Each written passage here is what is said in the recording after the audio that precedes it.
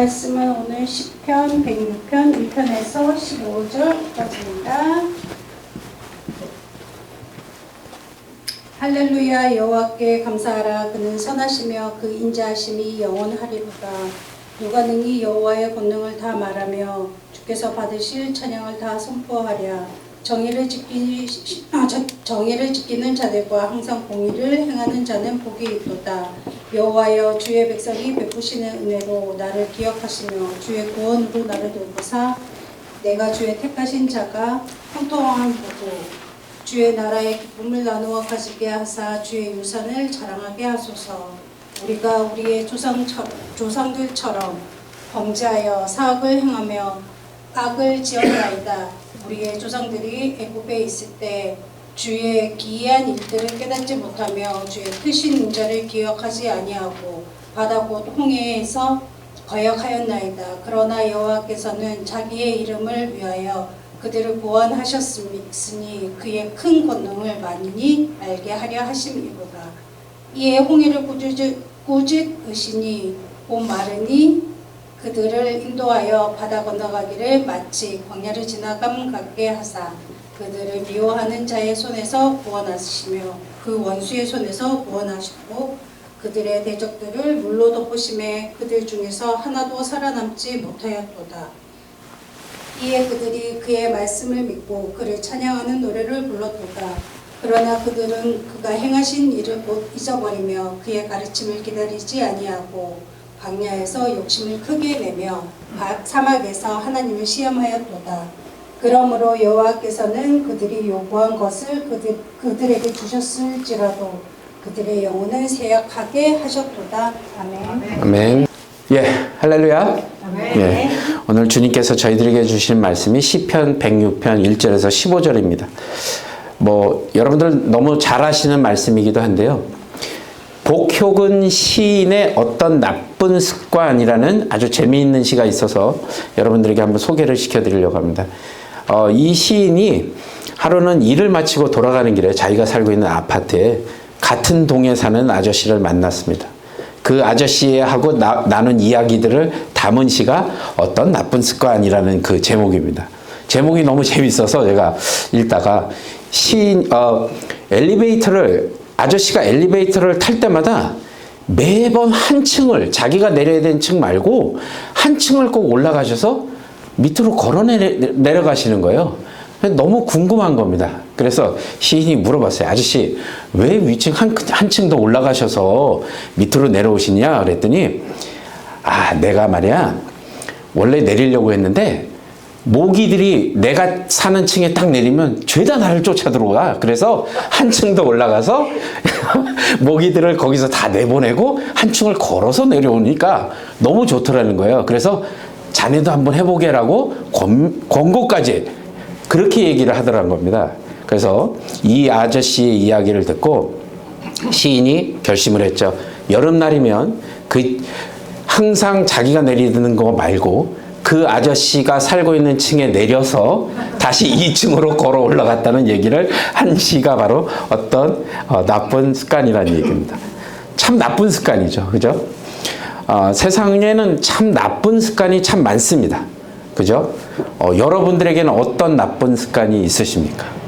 물론 저한테는 얘기 안 해주시겠죠. 근데 여러분 스스로가 알잖아요. 내가 어떤 나쁜 습관을 갖고 있는지. 그 습관이 우리를 망하게 하기도 하고 그 게으름 때문에 힘들게 하고 이런 것들이 습관이잖아요. 그래서 또 나만 그런 것이 아니라 이로 인해서 우리 주변에 있는 사람들을 힘들게 하고 어렵게 하는 그런 습관도 있습니다. 근데 반대로 그 습관만 있느냐? 그건 아니죠. 우리에게는 나를 살리는 믿음의 습관도 있습니다. 그래서 말씀, 찬양, 기도 이런 것들을 정기적으로 습관적으로 우리가 계속 해가면서 좋은 습관을 갖고 있고요. 또 예배의 습관도 있고요. 우리를 살리는 습관도 있다는 겁니다. 자, 그러면 오늘은 여러분들이 갖고 계시는 그 나쁜 습관의 거미줄을 우리 청소할 때처럼 싹 걷어내시고 이제 다시 우리가 주님의 말씀 앞으로 나아가야 될 때라는 걸 결단하시는 오늘 이 시간이 되시길 바랍니다. 만약에 우리를 힘들고 어렵게 하고 고통스러운 일이 온다면 우리는 꼭 한 가지 기억해야 할 것이 있는데 그게 뭐냐면 나의 가장 높으신 분, 그러니까 나는 가장 높으신 여호와 하나님의 보호를 받으면서 살고 있다는 생각을 꼭 하시기 바랍니다. 그분이 나의 아버지가 되시고요. 그래서 전능하신 분이 낮의 해가 나를 상치 못하게 하실 것이고 또 그 그늘이 되어 주셔서 나를 보호해 주신다는 그 말씀을 꼭 기억하시면서, 그래서 밤의 추위가 나를 상하지 못하게, 그래서 그 포근한 날개 밑으로 나를 덮어 주신다는 것, 그걸 꼭 기억하시는 저와 여러분이 되시길 바랍니다. 왜 이 말씀을 드리느냐? 오늘이 1월 마지막 주예요. 우리가 송구영 신예배 드린 게 엊그제 같잖아요. 그죠? 느낌상으로는 지난주에 했나 할 정도로 굉장히 얼마 전에 한 것 같은데 벌써 1월 마지막 주일입니다. 여러분이 1월, 보통 우리 그런 계획 많이 세우잖아요. 연말에 내년부터 내가 이렇게 하리라. 특별히 말씀을 읽어야지. 창세기부터 시작하죠. 그래서 레위기에서 멈춥니다. 제가 잘 알죠. 저도 다 경험했던 거니까. 자, 보세요. 그랬는데 1월 달이 됐는데 아직까지도 내가 새해에 계획했던 모든 것들, 하나님 앞에, 하나님 올해는 제가 이렇게 하고 싶어요 라고 결단했던 걸 못 지켜서 포기하는 경우가 보통 1월 말입니다. 그러나 여러분에게 아주 기쁜 소식을 알려드리죠. 우리에게는 음력 설날이라는 게 있어요. 그래서 아직 여러분들에게는 기회가 있으세요. 수요일입니다. 설날이 수요일이니까 아직까지 우리에게 3일이라는 시간이 또 주어졌어요. 그래서 여러분 계획한 거 포기하지 마시고 지금부터라도 또 읽으십시오. 만약에 말씀을 읽으시다가 멈춰지면 건너뛰세요. 그리고 나중에 와서 또 읽으시면 되니까. 그래서 여러분들 힘들면 힘들수록 그런 계획들, 여러분들이 갖고 계신 계획들을 꼭 이루는 올 한 해가 되시길 바랍니다. 제가 왜 오늘 계속해서 이 습관에 대한 이야기를, 잘못된 습관에 대한 이야기를 드렸냐면, 오늘 본문에 나와 있는 그 자들이 잘못된 습관을 갖고 있던 백성들이었다는 겁니다. 자, 하나님의 은혜로 구원을 받은 백성들이 그 구원의 은혜를 잊어버리고 하나님의 말씀을 따르지 않고 죄악을 범한 자들을 계속해서 보여주시는데, 오늘 그 본문의 인생들을 우리가 보면서 우리의 삶도 한번 되돌아보는 그런 귀한 시간이 되시길 바랍니다. 자, 오늘 본문의 저자가 말하는 그들의 역사적인 사건의 배경이 어디냐면 애굽에서 종으로 살았던 백성들을 구원하신 바로 그 출애굽 사건입니다. 본문은 출애굽 사건 중에서도 좀 하이라이트 부분, 정말 하나님의 그 놀라운 권능과 역사를 보여주셨던 홍해 사건을 언급하면서 시작을 하죠. 그래서 오늘 본문 7절에 보시면, 우리의 조상들이 애굽에 있을 때 주의 기이한 일들을 깨닫지 못하며 주의 크신 인자를 기억하지 아니하고 바다 곧 홍해에서 거역하였나이다 라고 이야기합니다. 그러니까 홍해에서 뭘 거역했다는 말을 하고 있는 거죠. 본문만 보면 뭘 거역했는지 잘 보이지는 않지만 출애굽기 당시 상황을 표현한 출애굽기 14장에 가보면 정확히 무엇을 거역했는지를 보여주는데, 14장 10절에서 12절까지의 말씀을 제가 10절, 여러분들이 11, 12절 같이 읽겠습니다. 바로가 가까이 올 때에 이스라엘 자손이 눈을 들어본 즉 애굽 사람들이 자기들 뒤에 이른지라. 이스라엘 자손이 심히 두려워하여 여호와께 부르짖고, 그들이 또 모세에게 이르되 애굽에 매장지가 없어서 당신이 우리를 이끌어내어 이 광야에서 죽게 하느냐. 어찌하여 당신이 우리를 애굽에서 이끌어내어 우리에게 이같이 하느냐. 우리가 애굽에서 당신에게 이른 말이 이것이 아니냐. 이르기를 우리를 내버려두라. 우리가 애굽 사람을 섬길 것이라 하지 아니하였더냐. 애굽 사람을 섬기는 것이 광야에서 죽는 것보다 낫겠노라. 아멘. 자, 지금 읽은 구절처럼 애굽의 군대가 뒤에서 막 쫓아와요. 도망가고 있잖아요. 근데 앞에 뭐가 가로막혔죠? 홍해가 가로막힌 그때입니다. 이스라엘 백성들이 홍해에서 거역했다는 것은 하나님에 대한 그들의 원망과 불평을 쏟아낸 말, 그리고 그 행동을 의미하는 겁니다. 그들은 심지어서 애굽 사람들을 섬기는 것이, 마지막에 노란색으로 제가 하이라이트 해놓은 그 부분, 애굽 사람들을 섬기는 것이 이 광야에서 죽는 것보다 낫겠다라고 말을 하는 겁니다. 아니, 어떻게 그들이 이 7절처럼 조금 아까 제가 읽어드렸던 7절처럼 깨닫지 못하고 주님의 그 크신 인자하심을 기억하지 못한 게 무엇이냔 말입니다. 다른 게 아니라 그들이 체험했던 하나님의 역사를 기억하지 못했다는 겁니다. 바로 하나님이 애굽에서, 여러분 기억하시죠? 애굽에서 출애굽을 할 때 10가지 재앙과 심판이 있었죠. 그런 후에 6월절에 구원의 사건이 일어났습니다. 특별히 애굽에 내린 마지막 그 10번째 심판인 애굽의 모든 장자들과 생축에 처음 난 것이 죽음을 맞는 것, 그 사건, 그게 모든 애굽에 내려진 심판이거든요. 물론 이 심판은 이스라엘이 거주했던 고센 땅에까지 예외는 아니었습니다. 모든 지역이 이 심판을 받게 된 거죠. 그런데 이 죽음의 심판이 이스라엘 백성들에게 임하지 않은 이유가 있죠. 그건 바로 하나님께서 말씀하신 대로 어린 양을 취해서 그 피를 그들의 집에 문설주와 임방에 발랐기 때문입니다. 그림을 보시면 문설주와 임방이 나오는데요. 문설주는 문의 양쪽 기둥을 얘기하는 겁니다. 그리고 임방은 뭐요? 위에 가로로 돼 있는, 좌우로 돼 있는 그 연결된 부분, 가로대를 말합니다. 그러니까 여기다가 피를 발랐어요. 그래서 죽음의 사자들이 다가왔을 때 이 피를 보게 되면 어떻게 돼요? 죽음을 넘어가게 된 거잖아요. 그래서 죽음의 사자가 이 피를 보고 죽음을 내리지 않고 죽음의 그림자가 넘어간 사건. 그래서 영어로는 뭐라고 표현해요? pass over. 넘어갔다는 얘기입니다. 그래서 한국말로는 어떻게 해요? 유월절라고 얘기한 게 담을 넘다라는 뜻입니다. 그러니까 담을 넘어가는 것. 그래서 그런 의미로 유월절이라고 불렀던 거죠. 유월절 사건은 모든 애굽에서 내린 재앙이었습니다. 오직 하나님의 명령에 순종한 가정만이 그 죽음을 보지 않았다는 거죠. 그들을 제외한 모든 자들은 이 죽음을 경험하고 보았다는 겁니다. 이 사건은 애굽 백성들에겐 커다란 슬픔과 충격이었죠. 그런데 반대로 이스라엘 백성들에겐 하나님의 위대하심과 그 삶과 죽음을 주관하시는 하나님의 은혜를 경험한 아주 큰 사건이었습니다. 그런데 이 백성들이 홍해에 다다라서 하나님을 거역했다고 성경은 말씀하고 계신 거죠. 이 어마어마한 경험을 하고도 내 앞에 조금만 문제가 생기니까 하나님을 거역했다고 얘기합니다.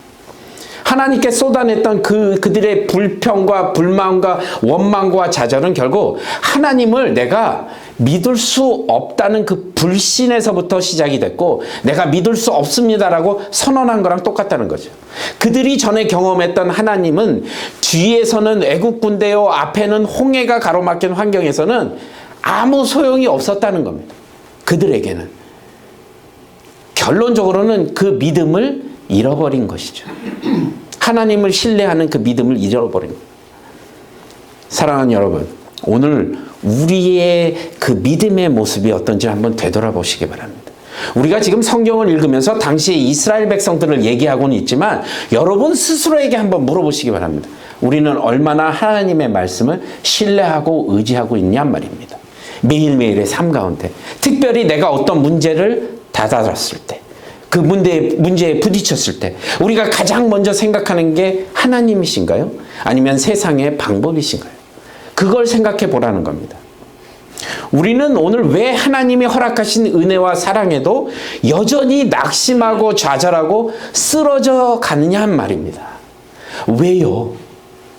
근데 여러분 이런 생각 안 해보셨어요? 전 이런 생각을 무지하게 많이 해봤는데, 와, 저한테 그런 모습을 보여주셨다면 전 이스라엘 백성들과 같이 안 살았을 겁니다 라고 자신 있게 얘기하는 분들이 계시죠. 왜냐하면 제가 그랬었거든요. 그런데 막상 제 앞에 문제가 닥치니까 제 모습이 이스라엘 백성들과 별반 차이 없다는 것을 느끼게 되는 날이 너무 많았다는 겁니다. 그럼 왜 우리는 이런 일이 자꾸 생기냔 말이죠. 첫 번째로 우리가 말씀드릴 수 있는 것은 바로 하나님의 역사가 어제나 오늘이나 같다는 믿음이 없어서 그런 겁니다. 그때 그분하고 지금 계시는 하나님하고 약간이 아니라 많이 다른 분이라고 생각하는 거죠. 다시 말해서 낙심과 좌절 가운데서도 우리가 붙들어야 될 것이 있다는 겁니다. 그게 바로 하나님의 역사가 어제나 오늘이나 같다는 바로 믿음입니다. 그 믿음을 갖고 계셔야 된다는 겁니다. 이 믿음을 자꾸 잃어버리니까 예전에 계신 하나님이 많이 변하셨네 요즘. 나한테 이렇게 응답도 잘 안 해주시고 이렇게 생각하는 거예요. 우리 그런 생각 많이 하잖아요. 그때 당시에 예수님과 요즘의 예수님 많이 변하셨어. 내 기준으로 막 판단하니까요. 그 믿음이 자꾸 없어지는 겁니다.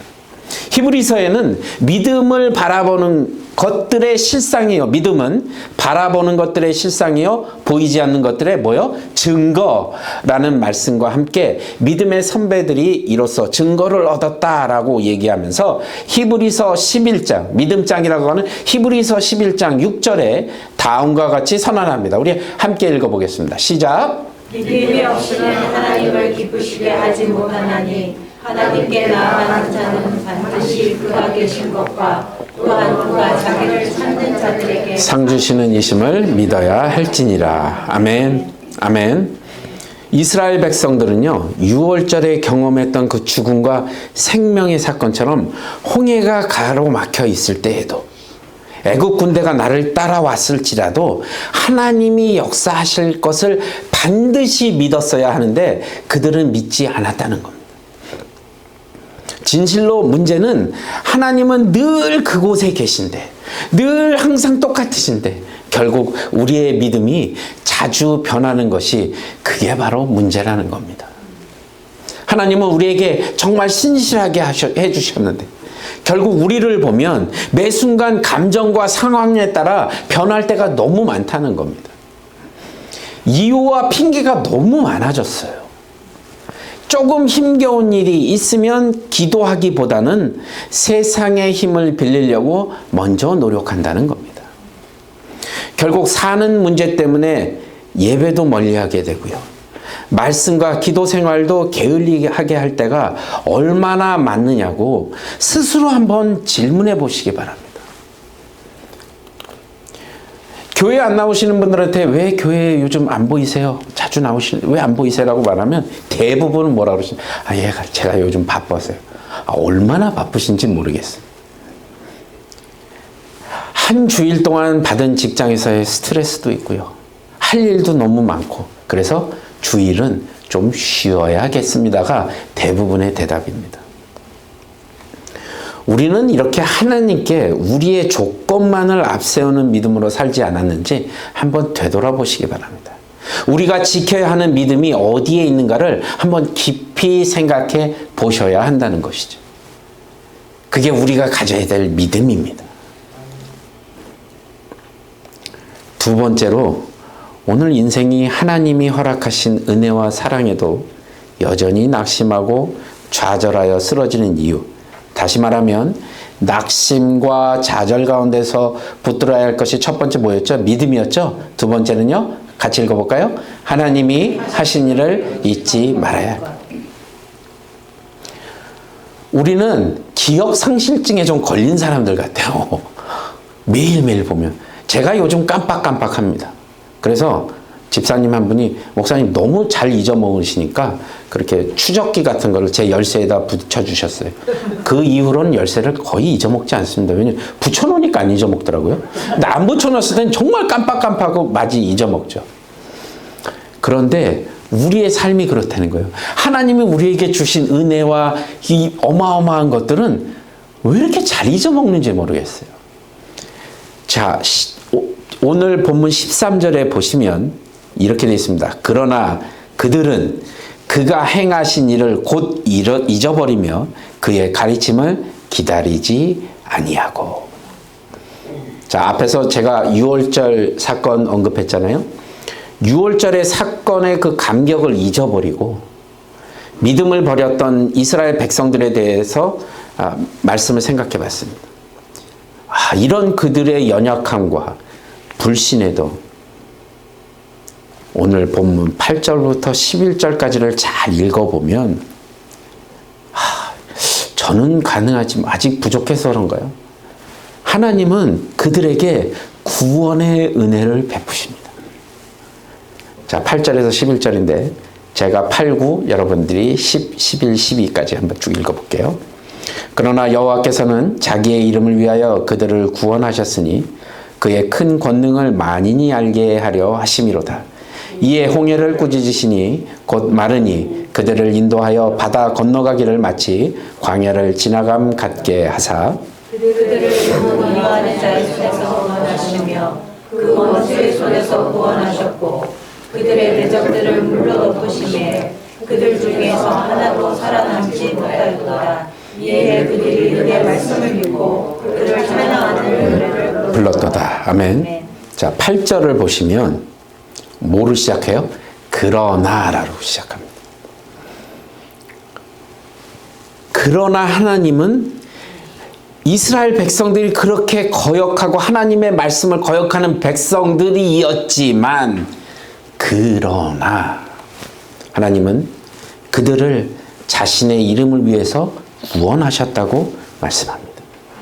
그런데 우리가 앞전에 읽었던 13절에 어떻게 시작하냐고요? 13절도 그러나 그들은 그가 행하신 일을 곧 잊어버리며 그의 가르침을 기다리지 아니하고 그러나 그들은 그가 행하신 일을 곧 잊어버리며 영어 성경에 but they soon forget 이라고 되어 있습니다. 하나님을 찬송하던 그들이 곧 하나님을 잊어버렸습니다. 이것이 오늘의 성도들의 문제인 것이죠. 하나님의 은혜가 없어서가 아닙니다. 하나님은 계속해서 거기에 계셔요. 계속해서 우리에게 부어주시는 은혜가 있습니다. 근데 하나님의 역사는 성경에만 쓰여져 있는 기록만으로 존재하는 것이 아니라는 것이죠. 오늘도 하나님은 이 땅 가운데서 일하시며 능력을 베푸시고 하나님께서 자신의 이름을 드러내심을 믿는 저와 여러분이 되시길 바랍니다. 지금 이 순간에도 하나님께서는 우리들에게 역사하고 계시다는 거죠. 그러나 우리는 그 하나님을 잊고 살고 있다는 겁니다. 또한 하나님이 행하신 일조차도 기억하지 않는다는 거죠. 우리 옛말에 소 잃고 외양간 고친다라는 말이 있습니다. 이 말은 처음부터 소도 있었고 외양간도 있었습니다. 그런데 미리 준비하지 못했기 때문에 소를 잃고 나서야 고쳤다는 이야기잖아요. 그래서 미리 준비하지 못하는 인생은 어리석다라는 것을 이야기하기 위해서 만든 속담이잖아요. 그래도 세상 사람들은요, 비록 소는 잃어버렸지만 외양간이라도 고치는 노력을 한다는 거죠. 그래야 다음에 소를 잃어버리는 일이 없을 거 아니에요. 근데 우리 성도들의 삶은 어떠냐는 겁니다. 믿지 않는 사람들도 반복되는 실수를 하지 않으려고 이런 속담까지 만들어가면서 절대로 그렇게 살면 안 되라고 얘기하는데, 외양간을 고친다고 하는데, 성도는 죄의 용서함을 받고 구원해 주신 그 하나님, 그래서 죄를 반복하지 않기 위해서 계속해서 노력하며 살아야 되는데, 또 반복하는 삶이 얼마나 많냐는 겁니다. 우리가 받은 은혜 얼마나 많냐는 겁니다. 근데 그때뿐이라는 거예요. 왜 그때뿐이냔 말입니다. 기억하지 못하기 때문에, 잊어버렸기 때문에 그렇습니다. 그리고는 이게 지나가면 교만함이 들어오면서 하나님 없이도 잘 살고 있겠고 잘 살 수 있구나라는 생각이 확 들어오게 되죠.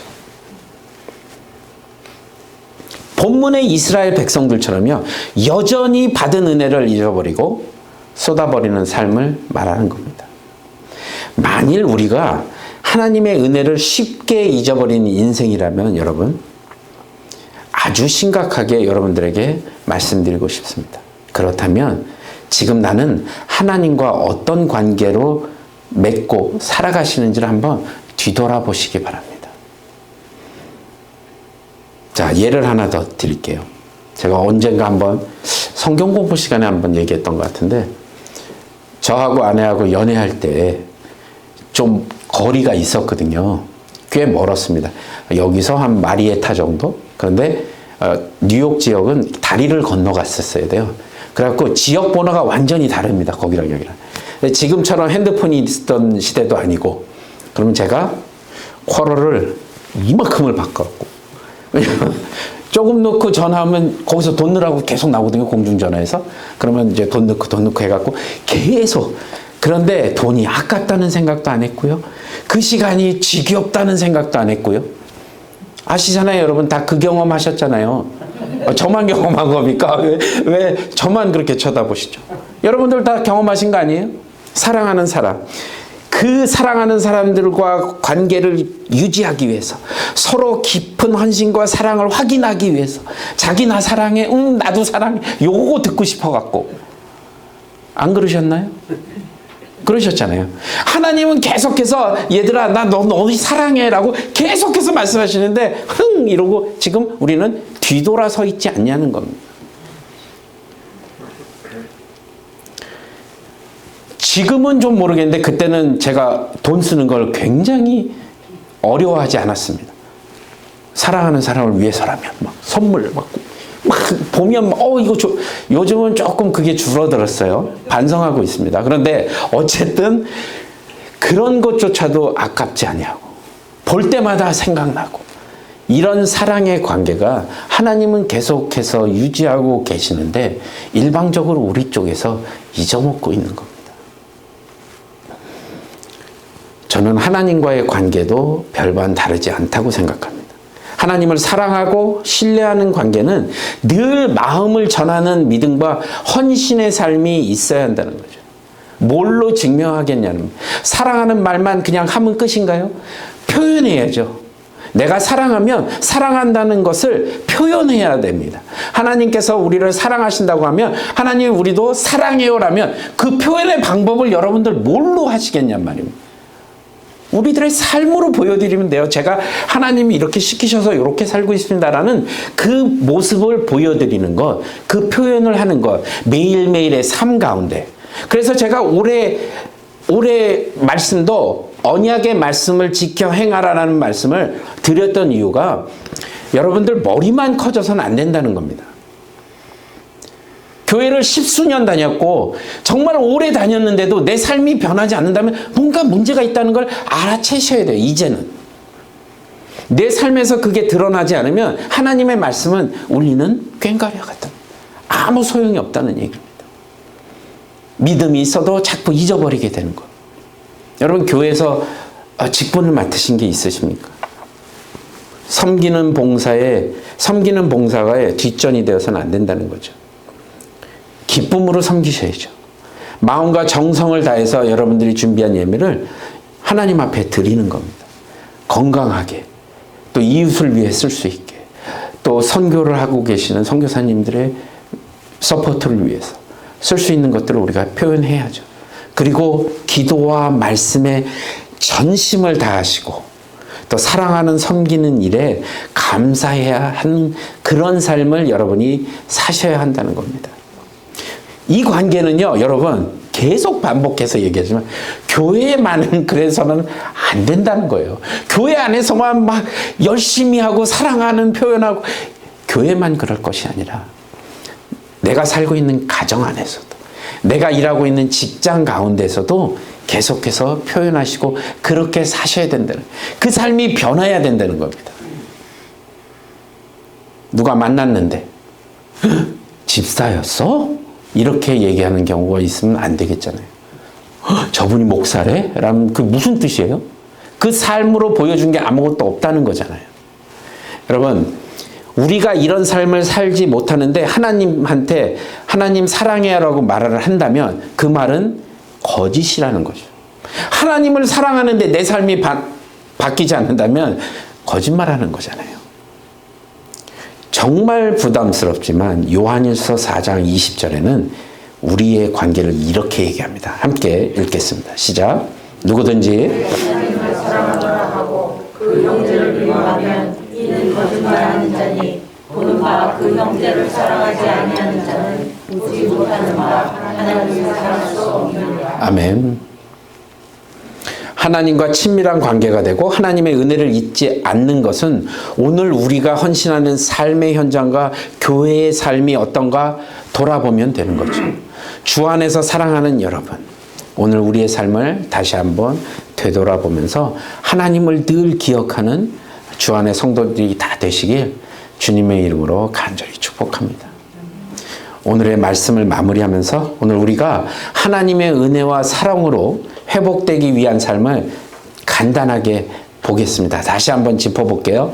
오늘 본문이 말씀하는 우리가 하나님의 사랑과 은혜를 체험하지 못하는 두 가지. 첫 번째 뭐였죠? 믿음이었습니다. 디모데전서 6장 12절에는 믿음의 선한 싸움을 싸우라. 같이 읽을까요? 이를 위하여 내가 부르심을 받았고 많은 증인 앞에서 선한 증언을 하였도다. 하나님이 주셨던 은혜를 기억한다면 우리는 처한 환경과 어려움이 닥치고 힘들 때 우리를 인도하셨던 하나님을 믿는 믿음으로 나아가야 합니다. 믿어 드리는 것이 아니라 단지 주님을 믿는 겁니다. 이것이 디모데전서 6장 12절에서 말씀한 것처럼 선한 싸움이 되는 겁니다. 이 싸움에서 믿음의 편에 서서 깃발을 높이 들고 승리하시는 저와 여러분의 삶이 되시길 바랍니다. 두 번째가 뭐였죠? 하나님이 행하신 일을 기억하는 겁니다. 어떻게 기억하냐고요? 오늘 본문 1절에서 5절을 보면 그게 정확히 나와 있습니다. 한 절씩 교독할게요. 할렐루야, 여호와께 감사하라. 그는 선하시며 그 인자하심이 영원함이로다. 누가 능히 여호와의 권능을 말하며 주께서 받으실 찬양을 감사하라. 정의를 지키는 자들과 항상 공의를 행하는 자는 복이 있도다. 여호와여, 주의 백성에게 베푸시는 은혜로 나를 기억하시며 주의 구원으로 나를 도우사. 5절 함께 읽겠습니다. 내가 주의 택하신 자가 형통함을 보고 주의 나라의 기쁨을 나누어 가지게 하사 주의 유산을 자랑하게 하소서. 아멘. 이 9절 1절부터 5절까지의 9절을 딱 두 단어로 요약하면 뭐냐면 감사와 찬양입니다. 감사하며 찬송하는 삶을 살기로 결단하는 겁니다. 결단하십시오, 여러분. 머릿속에만 집어넣지 마시고 결단하는 삶을 사십시오. 그럴 때 우리는 하나님의 은혜를 절대로 잊어먹지 않습니다. 감사와 찬송은 오늘 우리 삶을 통해 역사하신 하나님을 계속 기억하게 하는 은혜의 통로입니다. 우리의 삶이 끊어지지 않는 감사와 찬송이 터져나오는 성도들이 될 수 있도록, 우리 자신이 될 수 있도록 결단하시는 저와 여러분이 되시고요. 제가 처음에 말씀을 시작하면서 습관에 대해서 말씀드렸잖아요. 이 감사와 찬송이 여러분들의 습관이 되게 하는 겁니다. 바울과 실라가 빌립보 감옥에서 감사하며 찬양할 때 옥문이 열렸던 것처럼 그 역사가 오늘 우리의 삶에서도 감사와 찬양이 넘칠 때 일어나게 될 역사임을 믿으시는 저와 여러분이 되시길 바랍니다. 그래서 오늘 본문의 제목처럼 언제나 어디서나 믿음의 삶을 드리는 저와 여러분이 되시고 여러분이 사시는 그곳에서 주님의 영광을 드러내는 귀하고 복된 삶을 사는 저와 여러분이 되시길 주님의 이름으로 간절히 축복합니다.